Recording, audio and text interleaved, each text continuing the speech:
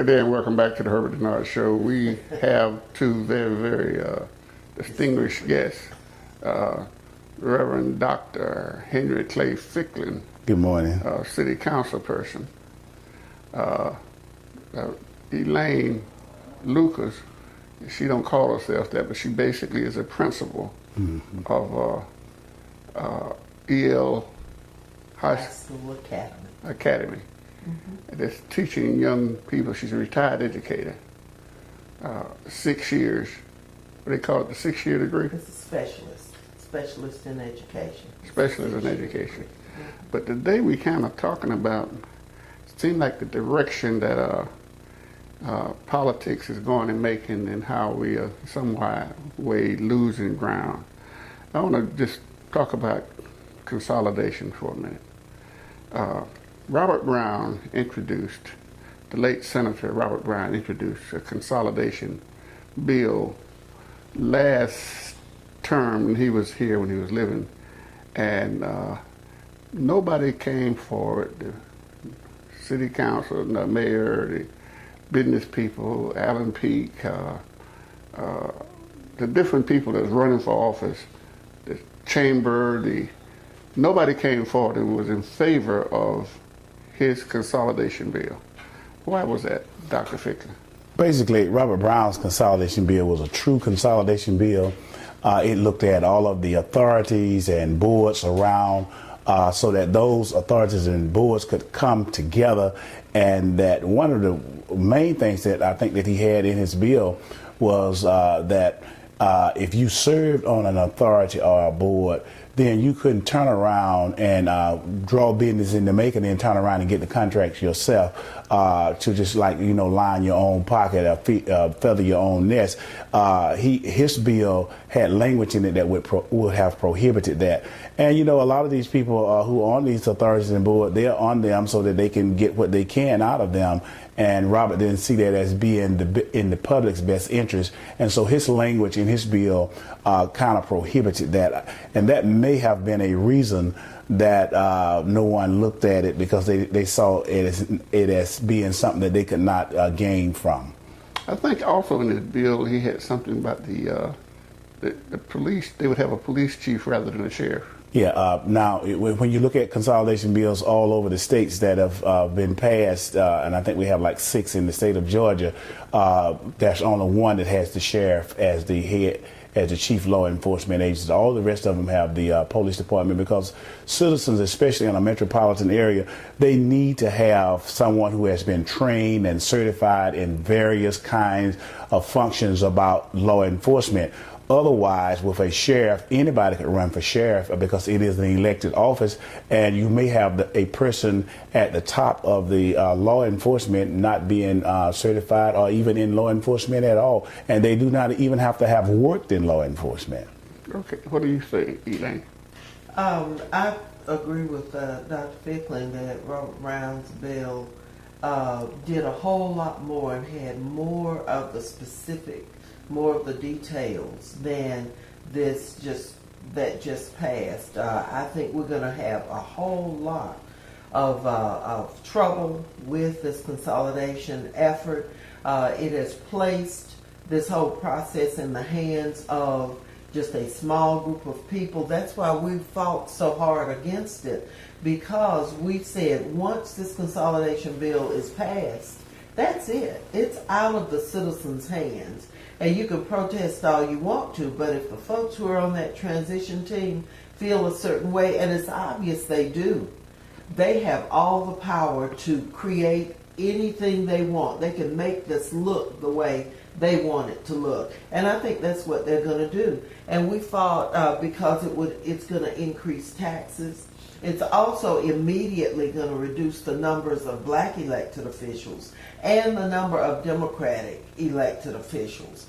And Alan Peake led this whole process, Republican, who is the big supporter of Miriam Parris, who signed off on the bill to bring this thing. And if for no other reason she should be unelected, it's that she put that kind of thing on the people of this community, which is favoring the Republicans.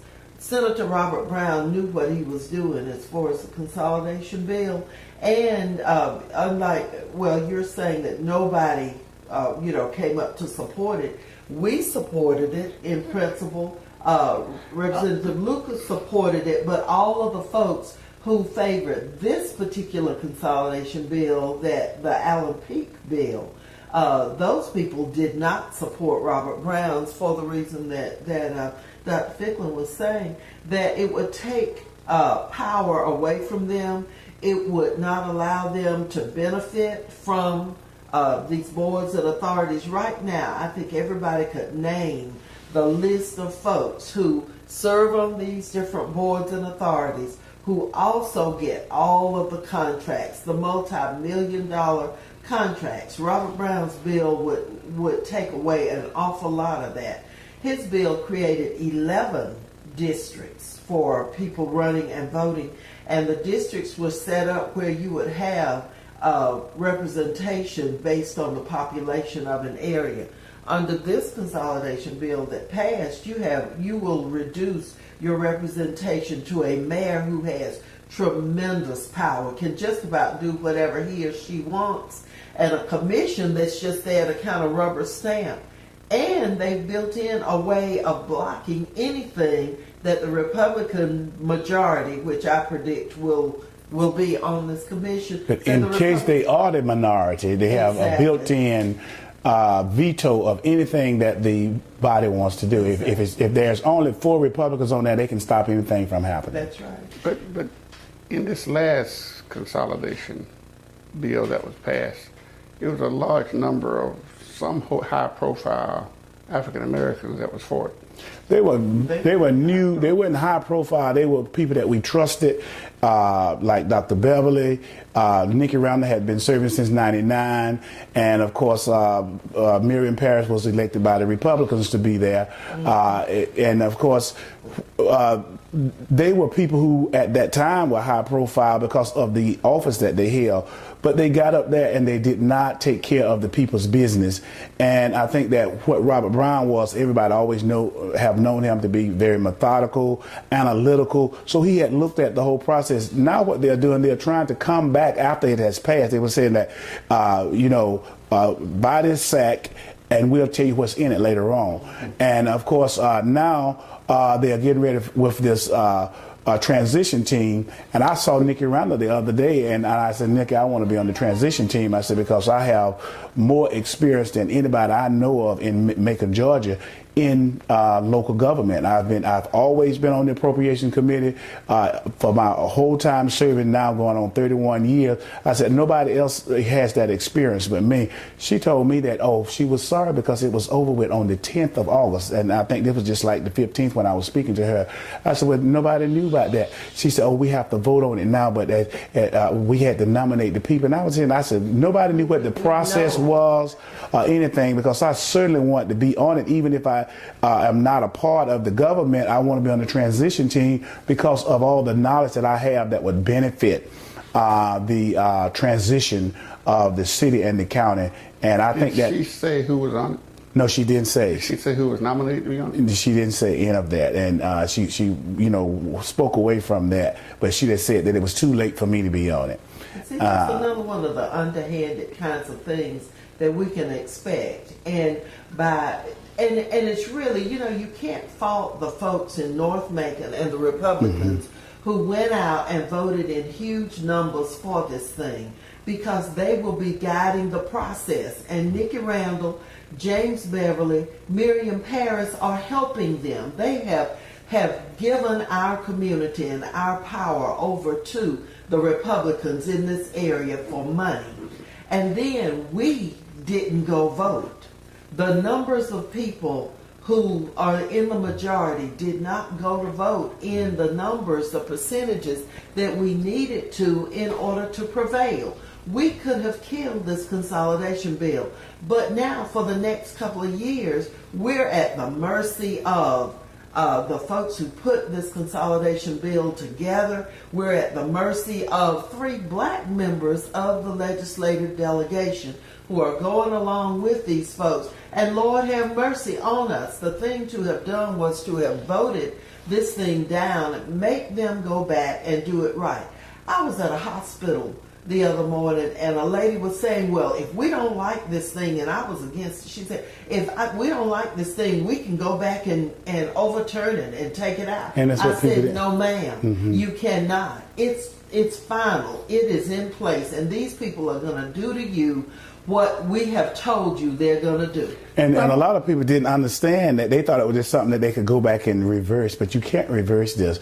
Currently, the transition team has only one person from South Bibb County, and that's James Timlin. Everybody else that's already named on it that we know about, all of those persons are from North Macon. James Timlin is the only person that represents the lower part of Bibb County on there. Of course, they're going to put the chairman of the Appropriations Committee, Dr. Ellison, on there, but we know that he is more in tune with North Macon than he is with South Macon. So it's a stacked deck. It's stacked against the people. It's stacked against blacks, Hispanics, women, children, education. It's stacked against poor people. all and poor people in general. It is stacked against us. That is why we fought so hard. And, you know, it's kind of hurtful when you go and you work and you invest your own nickels and dimes into going on and trying to get the word out.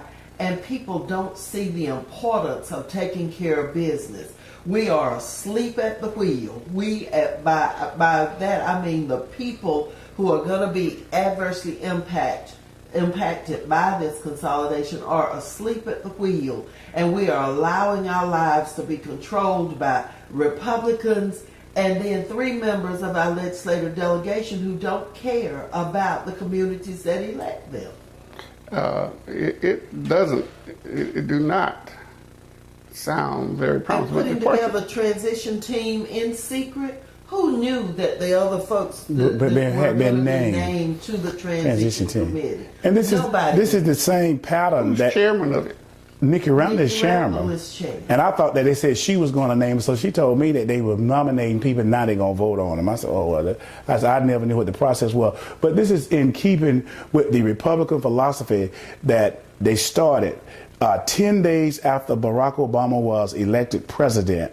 And they got all the Republicans together and they showed them this clip of General Patton. And General Patton was talking about the enemy and what they were going to do to the enemy. And he was talking about the Russians, but they were talking about Obama. And this was 10 days after his election.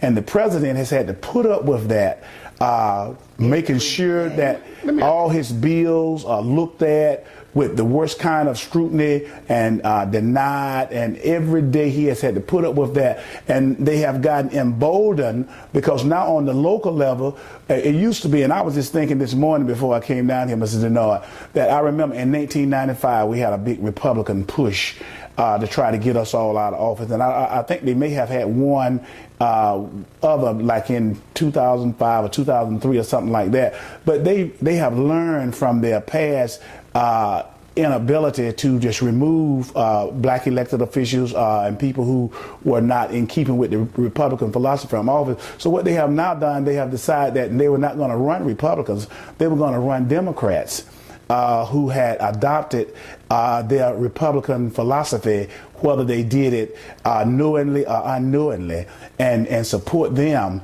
and continue to get their agenda out. And that's exactly what we have happening to us now, that these people are supported by Republicans, and Republicans are lauding them. The newspaper saying how wonderful they are, how cooperative they are.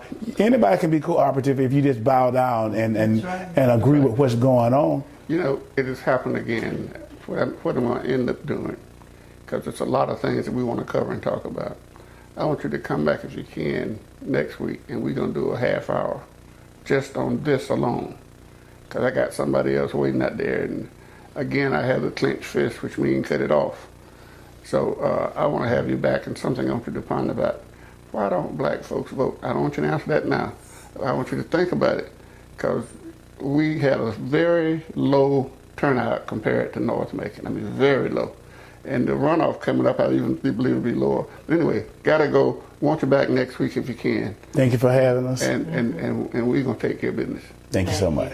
Now, we're not crying over spilled milk now because the cheese has been moved. We're just telling what happened. The cheese has been moved, and we're going to have to deal with it where it is. I appreciate you. Thank you.